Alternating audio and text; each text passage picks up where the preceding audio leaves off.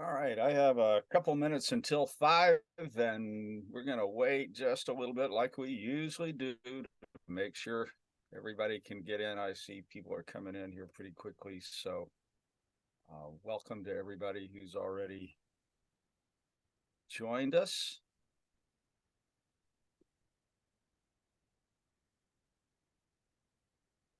Hang on just a couple more minutes.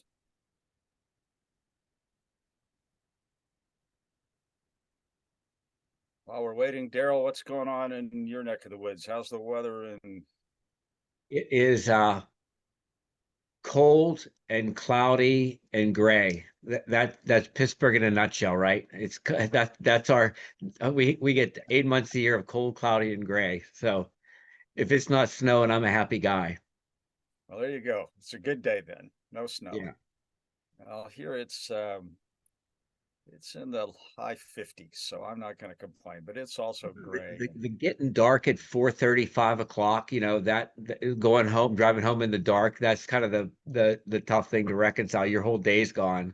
Yeah, my my wife loves Christmas for a number of reasons, but most of all, it's because she says, "Oh, from here on, the days are going to start getting longer." Yeah, I value that a lot. We just don't get enough of it. That's the tough part. Yeah. All right. We'll wait one more minute, and then we'll roll into this.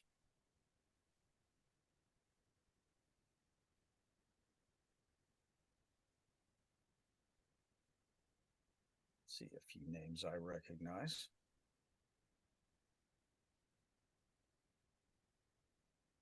A couple more still coming in. I'm going to get up and close my door.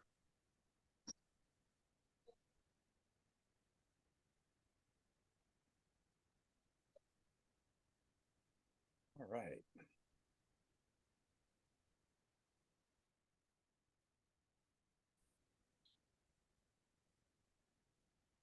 Well, we're going to go ahead and get started. Um, Tonight's webinar is about installing EcoGuard as a post-mitigation active alert monitoring program. And I am proud to be here with Daryl Festa of Festa Radon Technologies, who's going to help me with tonight's presentation by providing some expertise and viewpoint from his role as a former mitigator and a fan manufacturer and supply representative. So, Daryl, thanks for allowing us to work with you on this webinar series. And take a second and introduce yourself if any of you don't know Daryl. Yep, it's my pleasure to be here again. We are a international manufacturer and distributor of a comprehensive line of radon fans and accessories.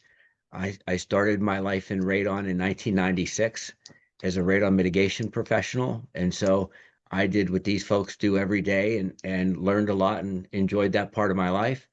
In 1998, I partnered with a European company to become a distributor of a line of radon fans. And over a decade, I built a distribution business while running a radon mitigation business.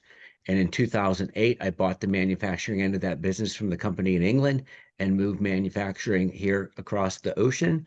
And I've been doing that for the past 15 years. And so I get the pleasure of talking to radon professionals every day and getting to participate in helping them fix some of their difficult and challenging systems. And now I get to talk about products that I think add a lot of value to their businesses. So I'm excited to be here today. Thanks, Daryl. It's a pleasure to have your group of customers and loyal followers to join us. So we are appreciative of the opportunity to share what's going on at Ecosense. So let's get rolling here. So I'm going to start off with just a quick definition that most of you already know, and that's in the soil gas mitigation standard. There's a definition or a term that they define it, and that's operation maintenance and monitoring plan. And they define that as a document that includes information on the operation and maintenance of the installed system. and guidance for monitoring the effectiveness of the system in the future. So that's what we're talking about tonight in a nutshell, is that right there. And then they also have a requirement that in the standard, I say requirement, it's a requirement in some states. It's the standard nonetheless.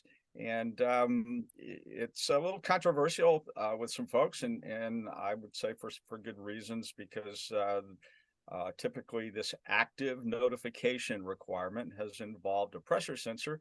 And I know that the pressure sensors that were originally marketed had problems, and a lot of people complained about them. I used to hear about it a lot when I was still at Arston NRPP.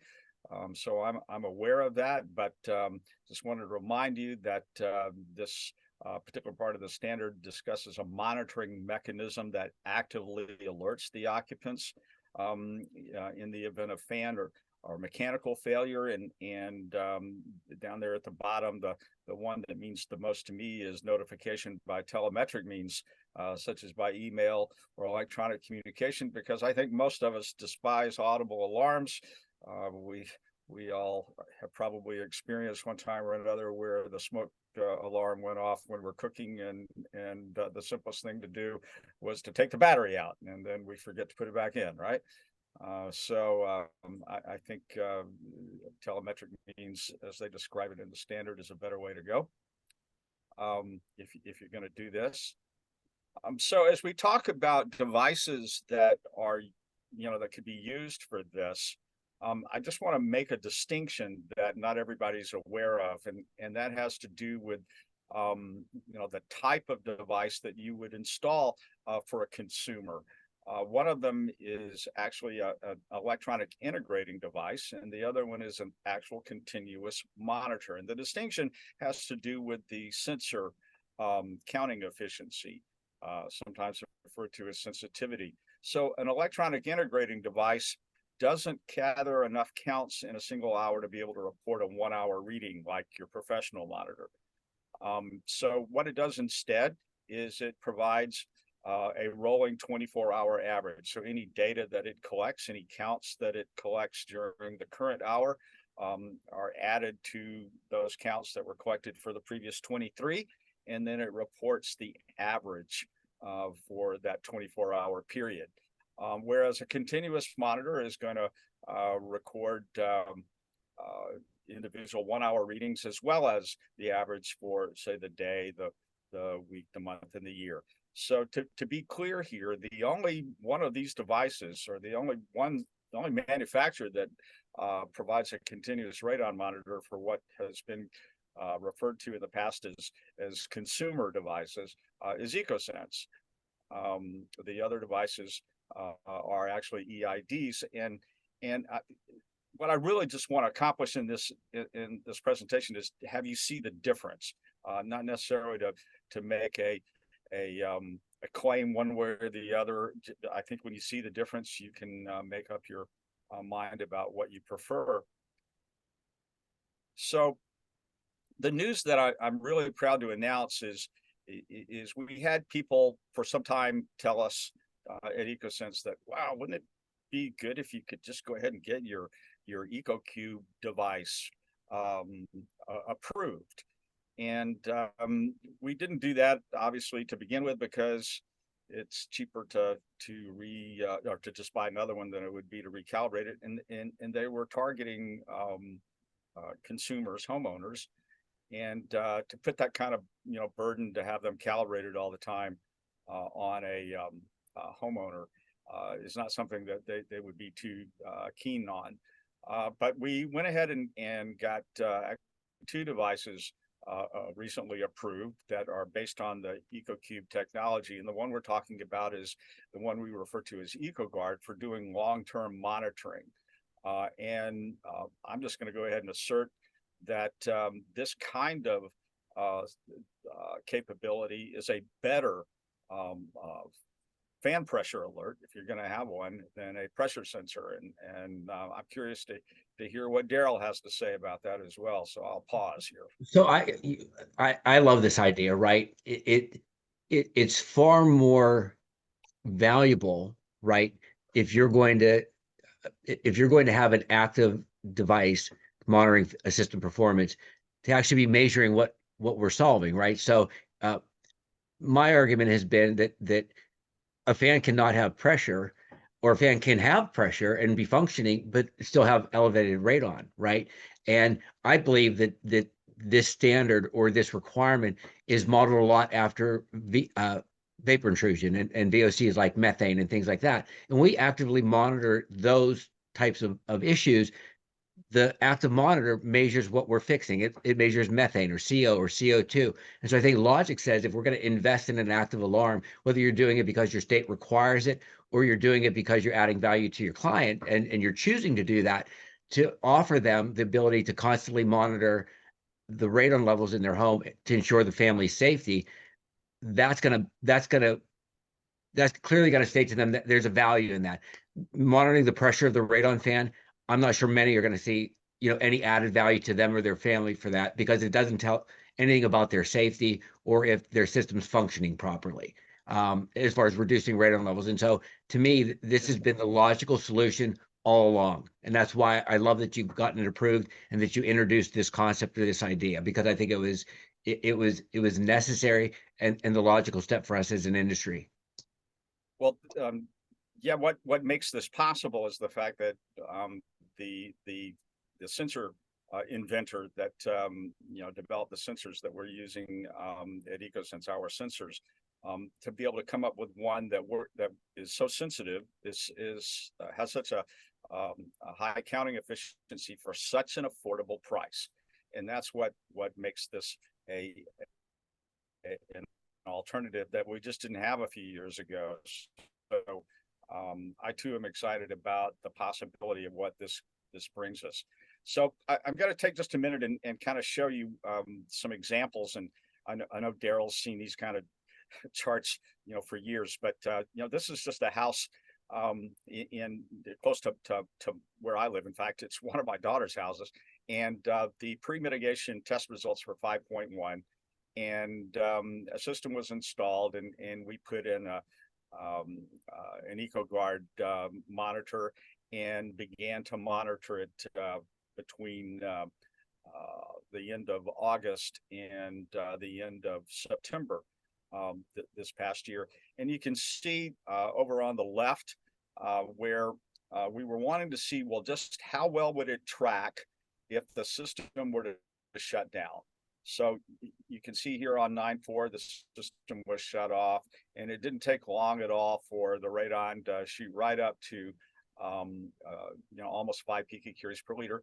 And, of course, it came down and up and down and up and down and up. But then it stayed off for 12 days. The 48-hour average was 4.2 picocuries per liter. The point I'm making here is again, you can see as soon as it was turned back on, it comes all the way back down and stays below 2. And so there was nothing special that Mitchell Stein, the mitigator, did on this job. It was a pretty typical installation. It's controlling the radon really well for that time period. And then again, as part of our little experiment, shut off the fan. And once again, it climbs up, dropped a little bit, and you can see it drops up for another 48-hour period, well above 4. So this is the kind of data that you'd be able to see if you're actually monitoring a house. This is a house in Tennessee, and the Knoxville area. And this particular house tested almost 9 picocuries per liter originally. You can see the data there for from the 6th to the 13th. It's, for the most part, less than 2 picocuries per liter. The system was shut off here on the 10th, and it was 1.7 at the time. And you can see it started up. It did fall down again. I don't know how well they were maintaining closed house conditions during that time, but then you can see it popped up again. As soon as it was turned on, it dropped back down. So the point I'm making is that that you can see the response. Now, would this be enough to send an alert perhaps not. It came up and went back down.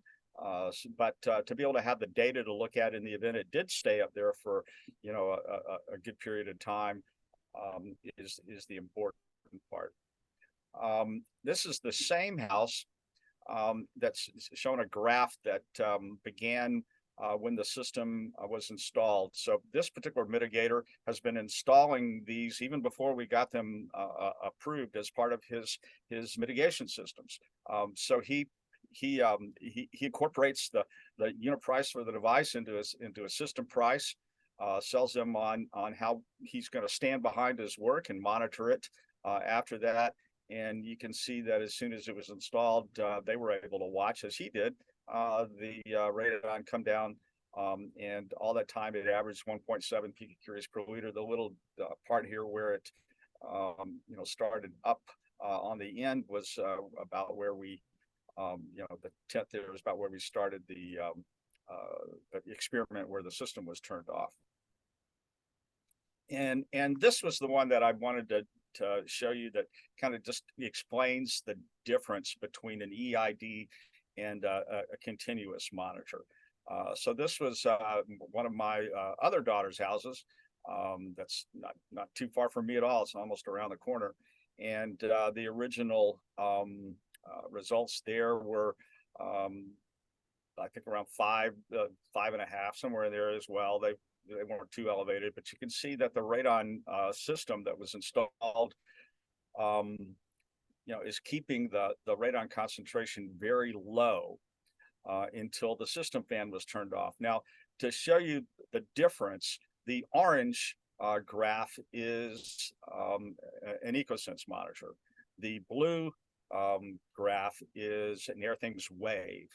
So you can see, because the AirThings wave is giving you that rolling 24-hour average, it's averaging away the peaks and valleys that you see with a real CRM. But so it also lags behind. You can see there was quite a bit of lag time between when the CRM showed that it had reached 4 and continued to rise before the AirThings actually showed an average of 4, because it's averaging all that together, and then it's you know, it came up, but it never showed the kind of data that could be very helpful in trying to figure out what's going on too, if you're the mitigator. So I wanted to explain the difference, where you understand why we're so proud of our sensor and the ability of it to really gather data that is useful. Daryl? Yeah, I think the point that you just made is a really good one. You know, when you're troubleshooting, or when you get a notification that there's elevated levels, to have specific enough data that maybe ties it to a weather event, right? Or maybe there was a power outage in the area, or, you know, we've discovered that certain people, when they have a wood burner that they buy and start using, can have profound impacts on radon levels. And so not struggling with just a number where you can look at trends, it'll help you identify that and solve problems a lot faster. And so I think that that's hugely valuable. Yeah, and the good thing is if you have a program where you're able to have the data as the mitigator in front of you at any time, and the homeowner can also see it, you know, in the event you do need to have a conversation with them, it can be an intelligent conversation, because you're both looking at the data. And again, I'm going to show you some things as we move forward to prevent those nuisance calls as much as possible, because we understand at Ecosense that, you know, your job as a mitigator, and you don't want to be bothered with people calling, you know, just because it hits 4 for an hour. We want to make sure that we're not alarming people until you know, there's some time period, preferably at least 48 hours before that has been at or above the actual level before an alarm goes. But perhaps you could have some choices as well. I'll get to that. So we've had EcoGuard around for a while. I know David was talking about EcoGuard to me when I first joined Ecosense after I retired from Marston in RPP. But it wasn't an approved device, and there were some things that as they put it out, started to get feedback, where the professionals that were using it said, well, can you do this, or can you change that? And so over the course of that time, Ecosense has been listening and incorporating some additional things to make it more valuable and more useful. But even from the get-go, you've got a dashboard that all the data comes in and displays on the mitigators dashboard, where you can see what's going on with all the devices you have out. You can share the phone app with the client or choose not to. That's up to you, where they can see as well. You can send out a summary report of all the activity at monthly, and you just go in and click on any of the monitors that you have out, and it will show you the data for the last 30-day period, and you can send it out to your client once a month or however you'd like to do that. And there originally they had push notifications, but they were sort of tied to an audible alarm, and we got a lot of feedback that audible alarms, like I said, are not very popular, and so we wanted to address that as we began to move forward with an approved device and making improvements. Well, Dallas, So, I'll make one go ahead. point on that. In one of the challenges with audible alarms and the limitations of those technologies is that oftentimes someone that purchased the home that didn't have the radon system installed has no idea what that audible alarm is. And if it goes off in the 8 hours that a family's sleeping, you can end up with a family in their pajamas on the front lawn calling the fire department because they're hearing a beeping in their house that they have no idea what it's alerting them to. And so to be able to monitor it this way safely and effectively without those types of concerns, I had heard that there were even fire departments that had been called enough times that they were going to start charging for calls when they got a false call of a radon fan stopped working. And so it's logical on a whole bunch of levels. Yeah, good point. I'd heard a couple of those stories too. All right. So the other thing that was created even before the new iteration that we're coming out with is a QR code generator. If you go into the dashboard, that the mitigator or the professional has, there's a QR code. So if the device were to get knocked off the Wi-Fi, or the Wi-Fi got changed because of whatever reason, maybe a new occupant, then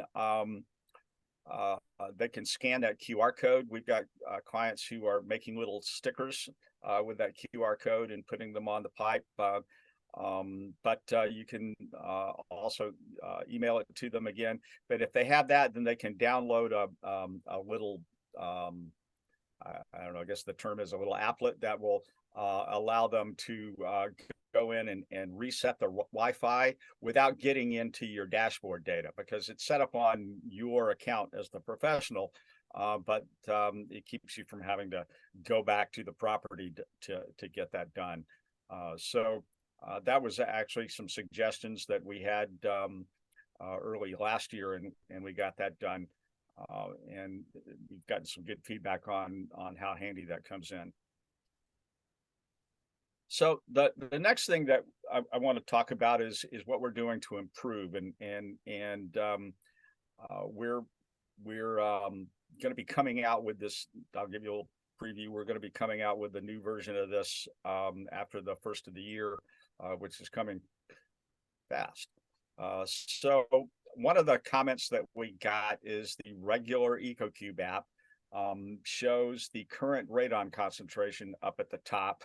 And so some mitigators were concerned that if they shared the app with their client, they were going to see that every time it hit 4 or higher and go, oh my gosh, and perhaps not understand that 1 hour reading is not anything to get concerned about. So I don't have the actual app yet, because the developers are still working on it. They hope to get it finished up here by the first of the year, but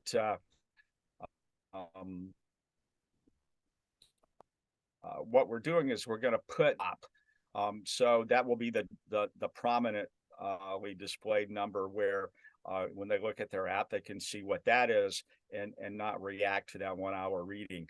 They can still go down at the bottom and select, and see the trend charts for the, for the day, week, month, and year. But we want to concentrate on that 2-day average. I think we also got some comments, and I was talking to the developers today, that you can actually select whether it's a 2-day average or a 24-hour average. You can choose one of the two, but either way, it's not going to be the 1 hour average at the top. And so we wanted to address that concern. So as part of that, we want to make sure we're not sending out alarms for single hour readings. So the alarm is going to be a push notification if you choose to set that up. And it could be at 24 hours at or above the actionable level, or at 48 hours at or above the actionable level.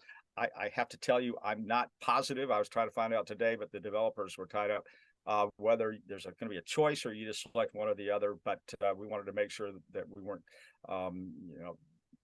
needlessly causing problems for the mitigator or the homeowner with alerts that really weren't meaningful. What do you think, Daryl?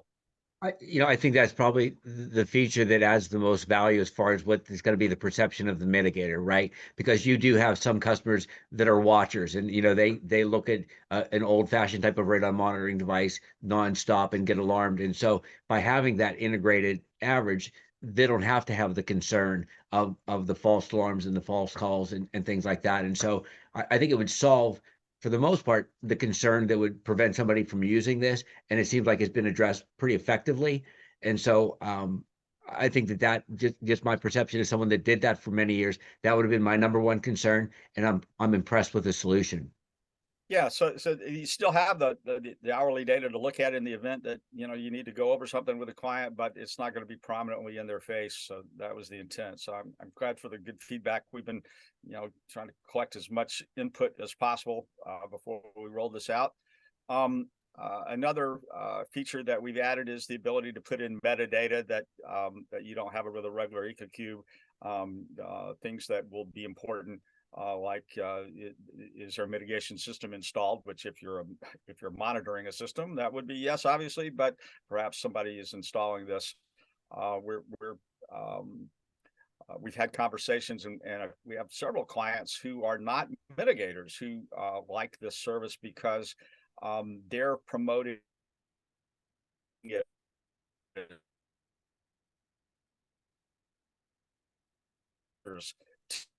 to their clients who test we could, but it was still only a 2-day test, and radon concentrations are fluctuating all the time. Here's a way where we can keep track of what's going on and keep you alerted and consult with you and so forth. So they're using it for that purpose. And then obviously put in the building type and the floor and the room being tested, and perhaps a delay time option, which is going to be part of this as well. And I'll get to that in just a second. So the way we're envisioning this, as soon as this comes out in January, is you could install and set up the EcoGuard monitor as soon as you activate the fan. So you could do it right there. And then once you've got it set up and running, then after 72 hours of sampling, then you can go into your dashboard, and initially rather, it's going to be a button on the dashboard. We'll be refining that, as we go through the first quarter, but initially it will be a button where you select it, and then we will prepare a 48-hour clearance test report. So it will delay the 24 hours, and then you'd have the 48 hours of data that you could then forward to your client to show that the system, is working at that point. And and then you continue to monitor the system because you're going to leave it there. And then with 2 clicks, one to pull it up and one to email it, you could email monthly summary reports as well. Again, you can share the app with the client or not. That's up to you. But we wanted to, it just didn't make sense to me that if you're going to do this, why do you have to take one monitor out to do the short-term clearance test and go pick it up and then install this when it could do both? So that's the way we've set this up. I'm curious what you think about that, Daryl. I find that really interesting, and I think it's a good idea. One, because if it's sufficient for the client, it's letting them know that the system's effective.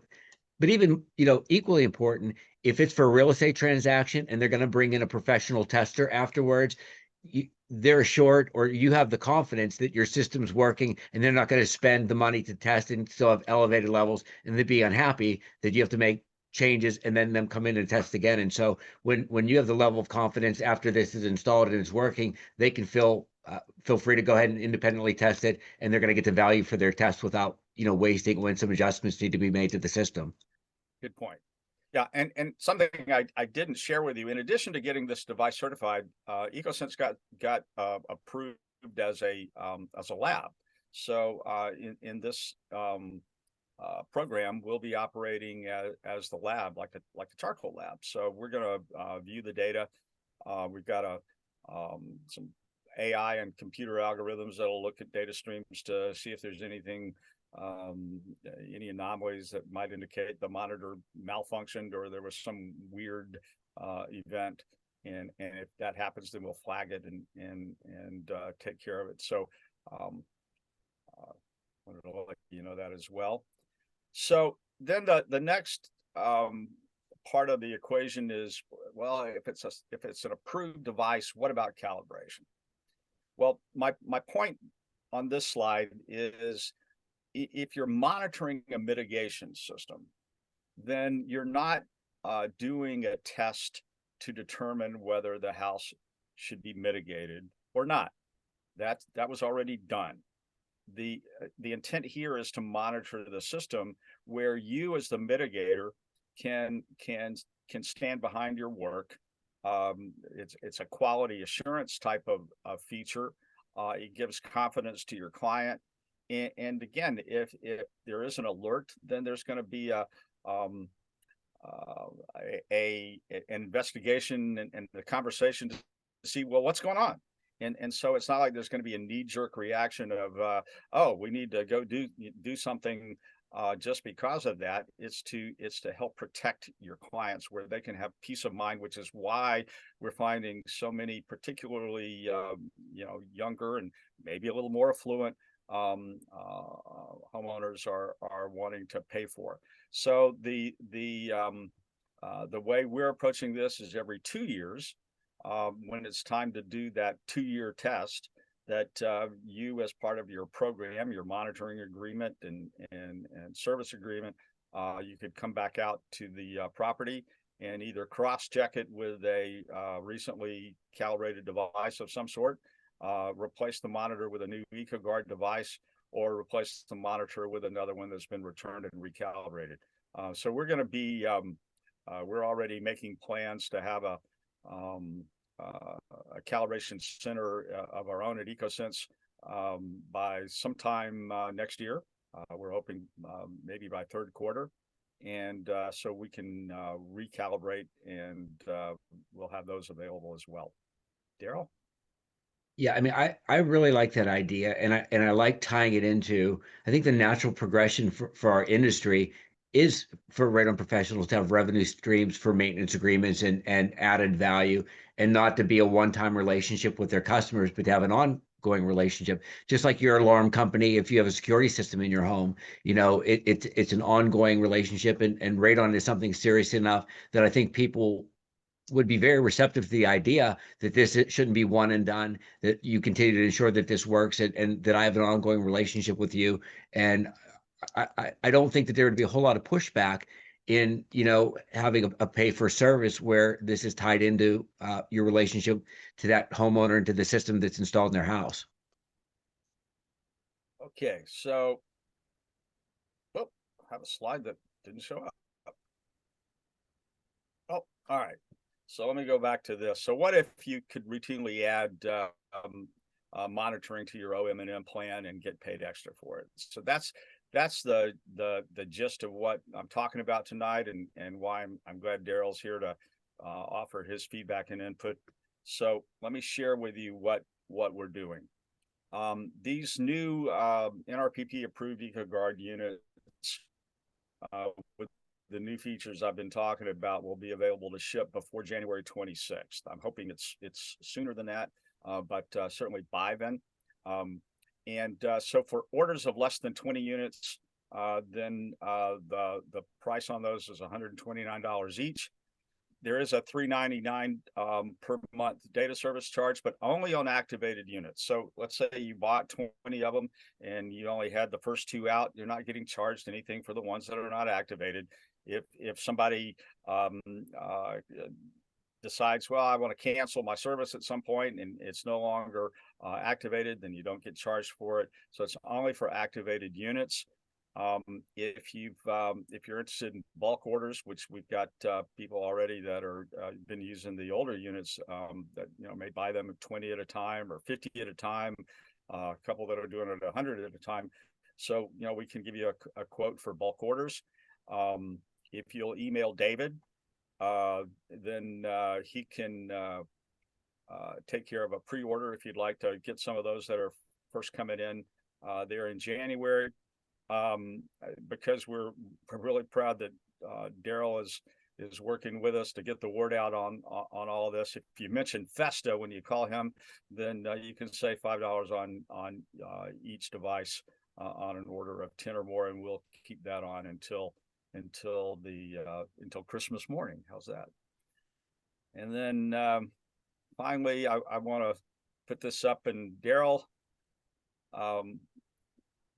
you've got every one of our devices just about up on your website, and I know you've got a loyal following that does business with you all the time, mitigators that buy your fans over and over again. We think, and I'd like to get your feedback on it, that this is a great time to think about a practical gift for Christmas. So I'm sure you've got people in your family that know you do radon work, and maybe they need an EcoCube or a Radon Eye or an EcoBlue, or maybe your business is in need of a Radon Eye Pro or an EcoTracker. We've got a promo code there where you can get 10% off the price. Daryl? So I don't know if I'm veering off a little bit, but there's 3 really important points I want to make about the EcoGuard that struck me as we were talking. The first is that I think it's really clear to demonstrate to somebody that their radon system is working when it's installed. And then if there's any point where it's not working, to know that. I can't tell you how often I encounter somebody that's selling their home that has a radon system in it, and it comes up quite elevated. And they wonder, was it always high? Has my family been living like this for the past 14 years? I don't recall what it was. And there's no assurances you can provide that person. And so with this, I would sell the value in that, 1, it assures you that the work is effective, and 2, it assures you that it continues to be effective, so you're not encountering some point in time where you have no idea what your family's exposure has been. So I think that's really important.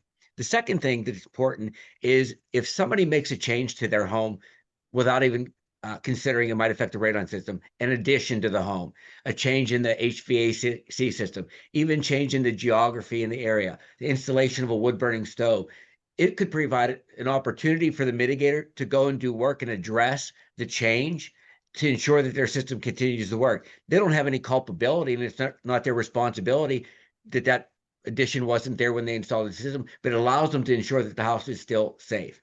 Final point, and I think it's an important one, is that one of the great revenue streams for radon professionals are fan replacements. And I'm of the belief that the radon professional should be the one to change out the radon fan. And this is the best assurance you can have that when that fan goes bad, you're the first point of contact to inform them, and you're the one to go change it out. It's not going to be another mitigation company. It's not going to be their plumber or AC guy or electrician that goes to Menards or Home Depot or Lowe's and buys one. And so you're preserving that revenue stream that as you grow your business over many years, it can be substantial. When those fans reach the end of their serviceable lives, we want to ensure that you're the one to go and change them. And by monitoring it and having the ability to call somebody and say, just want to let you know, as part of your monitoring system, it appears there's been a failure with your fan. It could be something simple, or it could mean it meant the end of its serviceable life. I'd like to make an appointment to come out and have a service call and evaluate and see if one is something simple and your fan's still functioning, or if you need a replacement. And I think it's a great way to preserve that revenue stream, as well as provide that service for your customers. And so, those are my 3 points. Wow, those are 3 good points. See, that's why I need Daryl on these webinars. Now, the you know, I learned a long time ago that people, one of the key things of selling is people buy from those they know, like, and trust. And I know Daryl kind of adheres to that code as well. And so if you're a mitigator and you're just kind of one and done, then you don't have the opportunity to build a relationship with your client, perhaps over the longer period. And if you really take care of them, and for the kinds of things that Daryl just mentioned, then they're going to give you testimonials to put on your website. They're going to be happy to share your business with their friends and neighbors. You're going to be their guy or their gal that takes care of their radon concerns. And I think that's a good way to do business. Those are points that I'm going to have to get on some slides, Daryl. So I'll talk to you after this to make sure that we put those together, because I'll give you an example.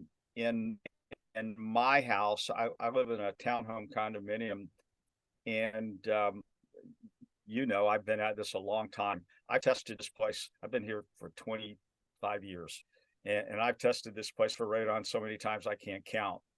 But it recently, about a year ago, I tested and noticed that I was getting some elevated levels in my lower level, and I started watching it.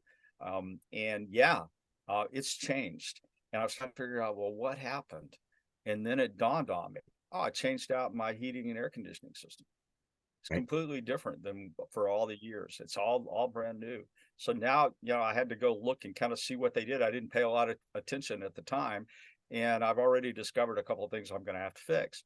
So it's, those sorts of things do make a difference. And I'm sure the mitigators on the call on the webinar tonight are aware of that. Well, radon is a weighty issue, right? It can cause somebody to get cancer.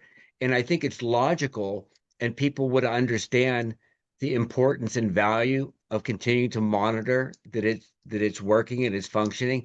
And I think a lot of people that maybe haven't understood how it's always been done, this would seem very normal to them, right? These homeowners, this is most likely their first experience with radon. And so you have the opportunity to tell them the way that it should be done, because they don't have the history and the whole understanding of that this is new technology. They think that makes sense. It's dangerous.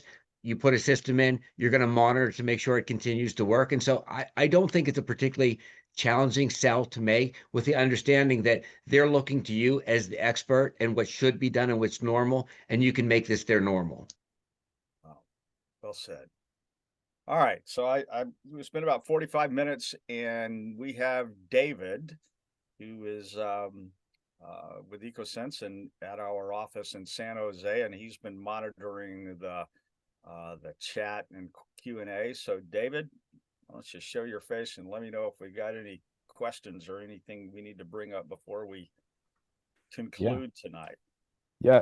So it doesn't seem like there's a lot of questions. If anybody has any questions now, please put them in the chat. In the meantime, I think we have a couple that we got beforehand. The first one was what are some of the ways that we can sell this other than the OEM NM, right? what are some ways we can get people to sign up to this kind of program?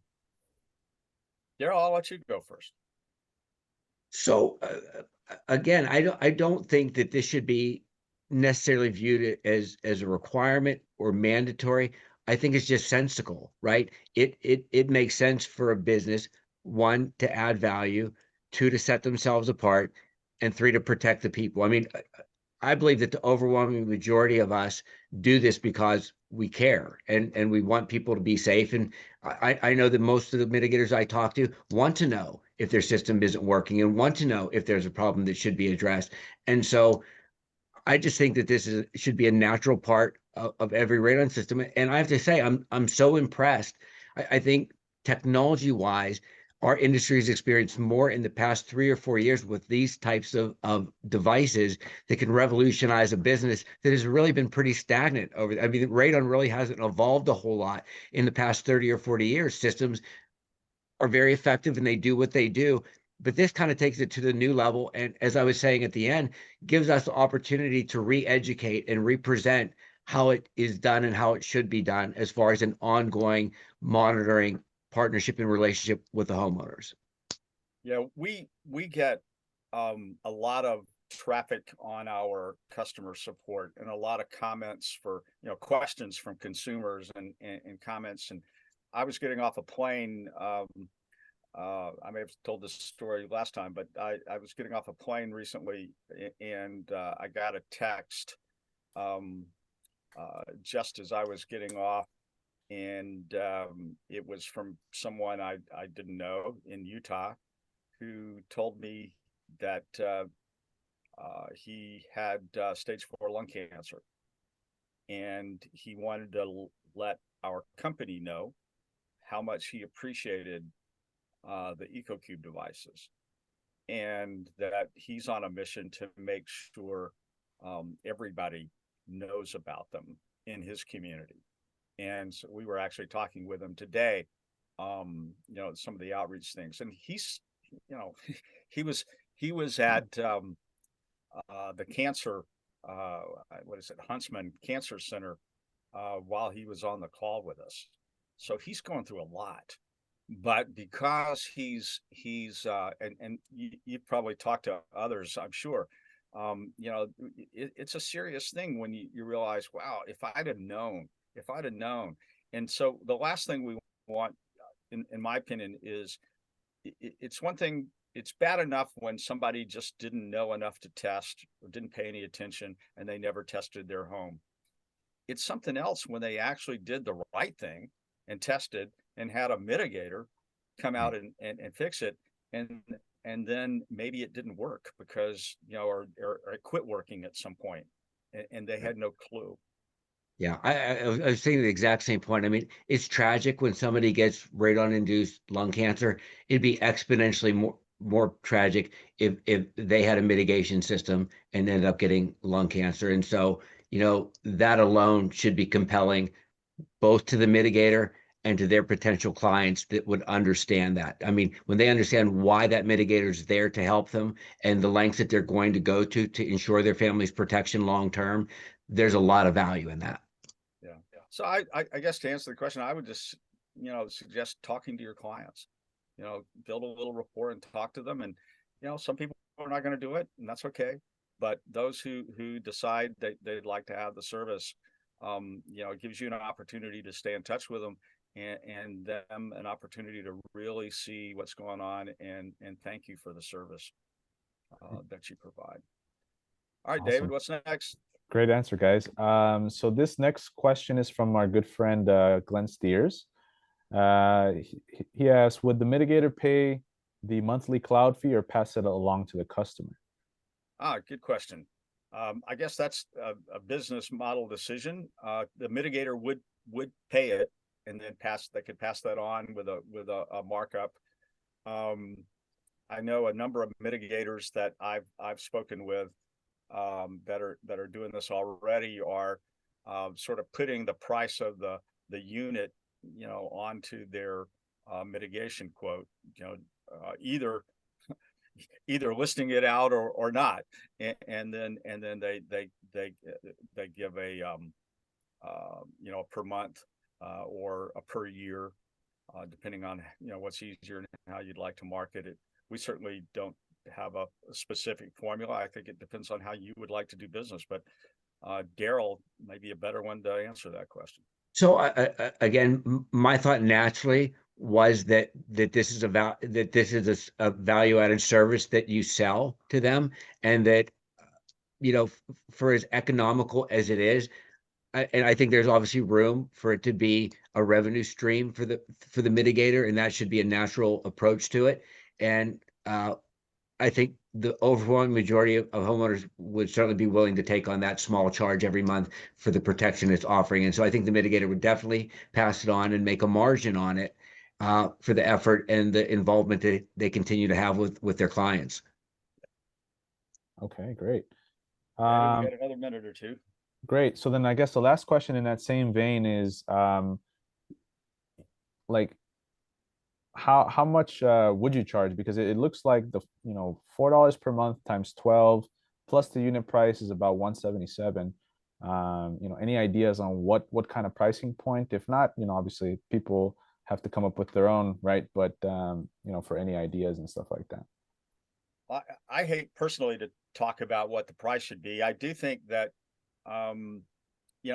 particularly if you're looking at 2 years before you would even have to go back out to the house, if you're going to do the every 2-year retest as part of your plan, then you're for that second year your margin is going to be better.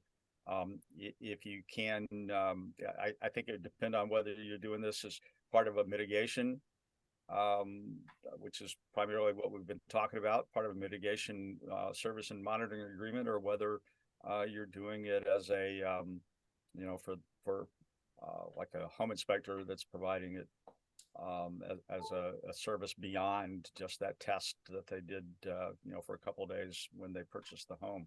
I don't know, Daryl, what are your thoughts? So I think if I was implementing this into my business, I would certainly add a margin to the actual device, not a substantial one, but certainly a margin, and then an ongoing maintenance fee of $9.95 a month or something like that seems to be more than reasonable for something like this. But the thing I'll say is, what we learned in this industry is every market's different, right?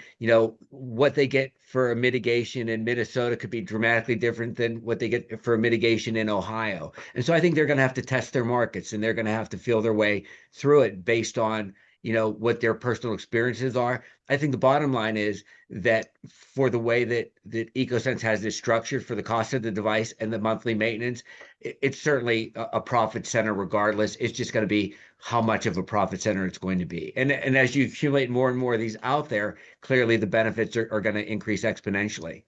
Yeah, that's the big thing, is if you can get this out and it would a large majority of your systems, then it really starts to add up.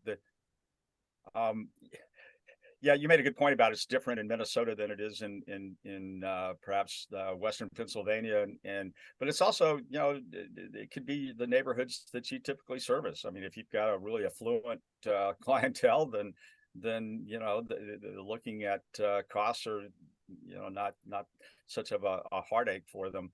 They'll pay for the peace of mind because it's not an issue, and if a lot of your clientele is not that affluent, then perhaps you can find another way to structure it.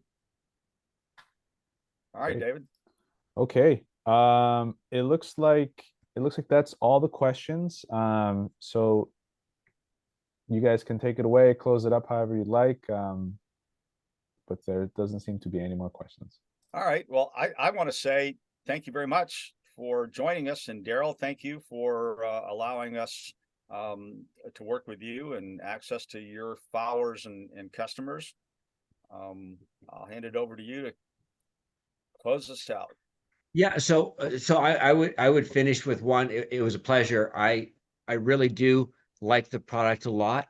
I think it should be a part, whether it ends up being a part of the bulk of your systems or not. I think if people make the right choice, it should be. Another thing that we didn't really discuss is there are going to be mitigators that feel strongly, and they're going to make this a part of all theirs.